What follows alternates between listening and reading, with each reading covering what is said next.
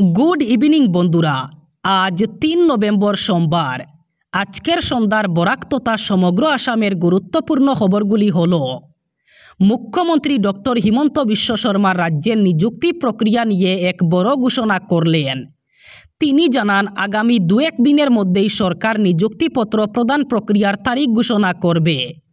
নতুন দিল্লিতে সংবাদ মাধ্যমের সঙ্গে কথা বলতে গিয়ে মুখ্যমন্ত্রী বলেন, ২-১ দিনের মধ্যেই তিনি নিযুক্তিপত্র প্রদান প্রক্রিয়ার দিন ঘোষণা করবেন। তিনি জানান, বর্তমানে র্যান্ডমাইজেশনের কাজ চলছে, এরপরেই পোস্টিং প্রক্রিয়া শুরু হবে। প্রায় ১০-১৫ দিনের একটি প্রক্রিয়া এখনও বাকি আছে। মুখ্যমন্ত্রী শর্মা বলেন, নভেম্বর মাসে নিযুক্তি প্রক্রিয়া শুরু হবে এবং ডিসেম্বরের মধ্যেই তা সম্পূর্ণ করা হবে। তিনি জানান, বিভাগ অনুযায়ী ধাপে ধাপে নিয়োগপত্র প্রদান করা হবে।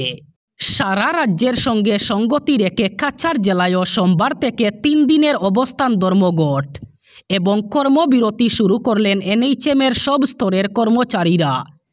চিকিৎসক, নার্স, প্যারামেডিক্যাল স্টাফ এবং ম্যানেজমেন্ট কর্মচারীরা সমকাজের সমবেতন সহ বিভিন্ন দাবিতে সোমবার সকাল থেকেই শিলচর মেডিকেল কলেজ, সিভিল হাসপাতাল সহ বিভিন্ন হাসপাতালে ধর্মঘট শুরু করলেন। এনএইচএম এমপ্লয়িজ অ্যাসোসিয়েশন ও সারা Assam health and technical welfare অ্যাসোসিয়েশনের যৌথ আহ্বানে শিলচর মেডিকেল কলেজ ও সতীন্দ্রমোহন দেব অসামরিক হাসপাতালের সামনে জেলা স্তরে ধর্মঘট শুরু হয়েছে। জেলায় রাষ্ট্রীয় স্বাস্থ্য মিশনের প্রায় ৯০০ কর্মচারী রয়েছেন। প্রত্যেকেই এই ৩ দিন কর্মস্থল ছেড়ে জেলায় এসে তাদের ন্যায্য দাবি উত্থাপন করেন। এই ৩ দিন কোনো জরুরি পরিষেবাও দেবেন না এনএইচএমের কর্মচারীরা। এক কথায়, বন্ধ থাকবে জরুরি পরিষেবা। কেবলমাত্র যেসব স্বাস্থ্যকেন্দ্রে একজনও রেগুলার কর্মী নেই, একমাত্র সেখানেই জরুরি পরিষেবা দেবে এনএইচএম। ২০২৬-এর বিধানসভা নির্বাচন যতই এগিয়ে আসছে, শিলচর বিধানসভা কেন্দ্র ততটাই রাজনৈতিক কুরুক্ষেত্র হয়ে উঠছে। এই আসনটি শুধুমাত্র একটি বিধায়ক নির্বাচনের কেন্দ্র নয়, এটি বরাক উপত্যকার রাজনৈতিক মেজাজ নির্ধারণকারী এক গুরুত্বপূর্ণ মঞ্চ। কংগ্রেসের জন্য এটি ডু অর ডাই, আর বিজেপির কাছে তাদের নিরঙ্কুশ আধিপত্য ধরে রাখার পরীক্ষা। গত ২টি বিধানসভা নির্বাচনে কংগ্রেস এখানে শোচনীয় পরাজয়ের সম্মুখীন হয়েছে। তাই এবার দলটি তাদের কৌশল আমূল পরিবর্তন করতে চাইছে। কংগ্রেসের প্রধান দুর্বলতা হল আভ্যন্তরীণ কোন্দল এবং শক্তিশালী আঞ্চলিক নেতৃত্বের অভাব। দল চেষ্টা করছে পুরনো এবং নতুনের মিশেলে এমন একজন জনপ্রিয় প্রার্থীকে তুলে ধরতে, যিনি বিভেদ ভুলে সকল গোষ্ঠীকে এক ছাতার তলায় আনতে পারেন। এই আসনে জয়ের জন্য শক্তিশালী এবং সর্বজনগ্রাহ্য এক প্রার্থীর নাম চূড়ান্ত করা কংগ্রেসের প্রথম এবং সবচেয়ে বড় চ্যালেঞ্জ। রাজ্য জুড়ে মূল্যবৃদ্ধি, বিশেষ করে নিত্য প্রয়োজনীয় জিনিসের আকাশছোঁয়া দাম, শিলচরের জমাজল সমস্যা এবং বেকারত্বের মতো জ্বলন্ত ইস্যুগুলিতে কংগ্রেস প্রচারে মূলধন করতে চাইছে। পাতারকান্দির বাজার কমিটির সিদ্ধান্ত অনুযায়ী রবিবারের সাপ্তাহিক বন্ধের সিদ্ধান্তকে ঘিরে পাতারকান্দি বাজারে দেখা দিয়েছে প্রবল মতবিরোধ। নবগঠিত Patharkandi merchant association head of কমিটির সিদ্ধান্তে একাংশ তীব্র ব্যবসায়ী ক্ষোভ প্রকাশ করেছেন। তাদের অভিযোগ, এই সিদ্ধান্ত যথাযথ আলোচনাহীন এবং একতরফা। গত শনিবার রাতে অ্যাসোসিয়েশনের পক্ষ থেকে ঘোষণা করা হয় যে রবিবার থেকে শহরের সব দোকানপাট বন্ধ থাকবে। তবে এদিন সাপ্তাহিক বন্ধের প্রথম দিনেই দেখা যায় ভিন্ন চিত্র। শহরের মূল সড়ক ঘেঁষে বেশ কিছু ব্যবসায়ী প্রতিষ্ঠান খোলা রেখে ব্যবসা পরিচালনা করতে থাকেন। এতে বাজার জুড়ে তৈরি হয় বিভ্রান্তি এবং ক্ষোভের পরিবেশ। দুপুরে স্থানীয় সংবাদ মাধ্যমের প্রতিনিধিদের ডেকে সাংবাদিক সম্মেলন করেন একাংশ ব্যবসায়ী। তাদের বক্তব্যে উঠে আসে, পাতারকান্দির মতো গুরুত্বপূর্ণ বাণিজ্যিক এলাকায় এমন হঠাৎ সিদ্ধান্ত বাজারের স্বাভাবিক চলাচলে প্রভাব ফেলবে। স্থানীয় ব্যবসায়ীরা জানান, রবিবারের সাপ্তাহিক বন্ধের পক্ষে থাকতে চান তারা, কিন্তু তা যেন সব ব্যবসায়ীর পরামর্শ এবং সম্মতিক্রমে হয়। তাদের অগোচরে গোপনে হেড অফ কমিটি গঠন করে এমন সিদ্ধান্ত নেওয়া হয়েছে যা গণতান্ত্রিক নয়। প্রদেশ কংগ্রেসের উপসভাপতিদের জেলাওয়ারি দায়িত্ব সমঝে দিলেন সাংসদ গৌরব গগৈ। প্রদেশ কংগ্রেস সভাপতি গৌরবের নির্দেশে দলের রাজ্য কমিটির সাংগঠনিক সাধারণ সম্পাদক বিপুল গগৈ ১ নভেম্বর এই সংক্রান্ত বিজ্ঞপ্তি জারি করেছিলেন। শরীফুজ্জামান লস্কর নিয়ে টানা তৃতীয়বার প্রদেশ কংগ্রেসের উপসভাপতি পদে আসীন হয়েছেন। তাকে হাইলাকান্দি, ধুবড়ী, দক্ষিণ শালমারা, মানকাচর জেলার দায়িত্ব দেওয়া হয়েছে। তিনি গুড়া থেকে কংগ্রেসের সদস্য। তিনি এর আগে বিভিন্ন রাজ্যে কংগ্রেসের পর্যবেক্ষক হিসাবে দায়িত্ব পালন করেছেন। শরীফুজ্জামান বলেন, আমার উপর গৌরব গগৈ আস্থা রেখেছেন, এটা আমার কাছে বড় পাওনা। প্রদেশ কংগ্রেসের আরেক উপসভাপতি বরিষ্ঠ আইনজীবী হাফিজ রশিদ আহমদ চৌধুরীকে বঙ্গাইগাঁও এবং কোকরাঝারের দায়িত্ব দেওয়া হয়েছে। কাছাড় এবং শ্রীভূমি জেলার দায়িত্ব পেয়েছেন রাজু সাহু।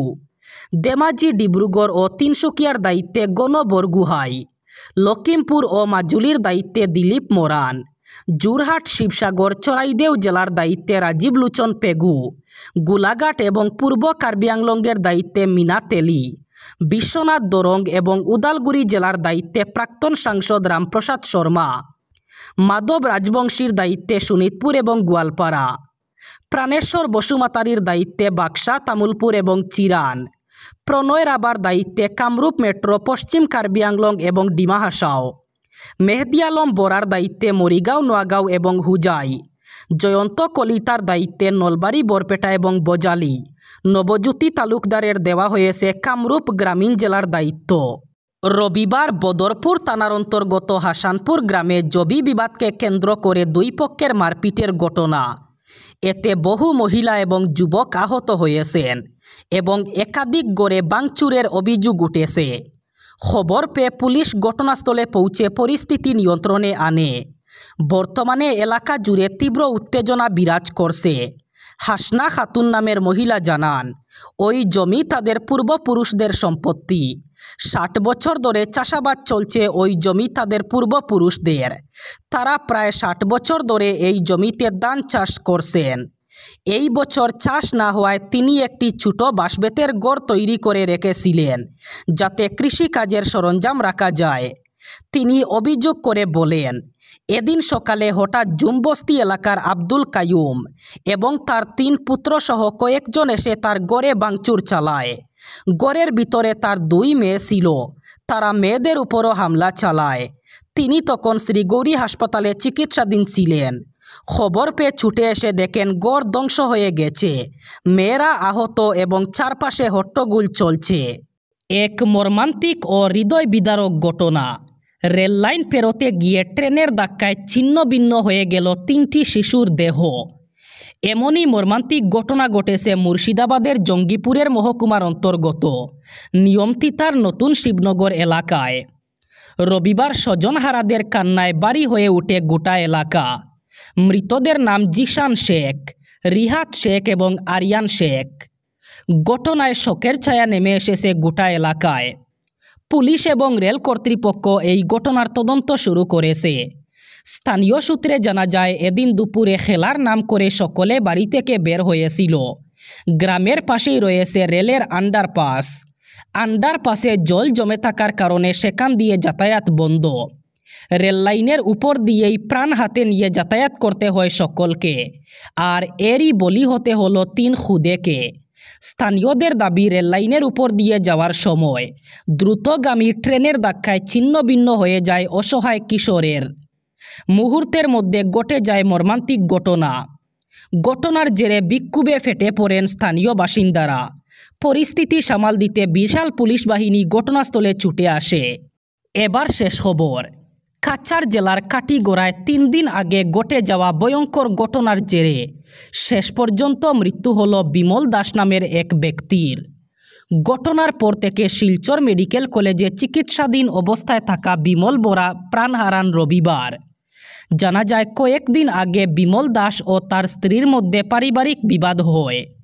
বিবাদের পর স্ত্রী সন্তানকে নিয়ে বাবার বাড়িতে চলে যান। 3 দিন আগে বিমল নিজের সন্তানকে সঙ্গে নিয়ে স্ত্রীকে ফিরিয়ে আনতে শ্বশুর বাড়িতে যান, কিন্তু অভিযোগ, সেখানে পৌঁছানোর পর শ্বশুরবাড়ির সদস্যরা তাকে মারধর করে জোর করে বিষ পান করান এবং এতে তার অবস্থা গুরুতর হয়ে পড়ে। গুরুতর আহত অবস্থায় বিমলকে শিলচর মেডিকেল কলেজে ভর্তি করা হয়। তবে 3 দিন পর চিকিৎসাধীন অবস্থায় মৃত্যু হয় তার।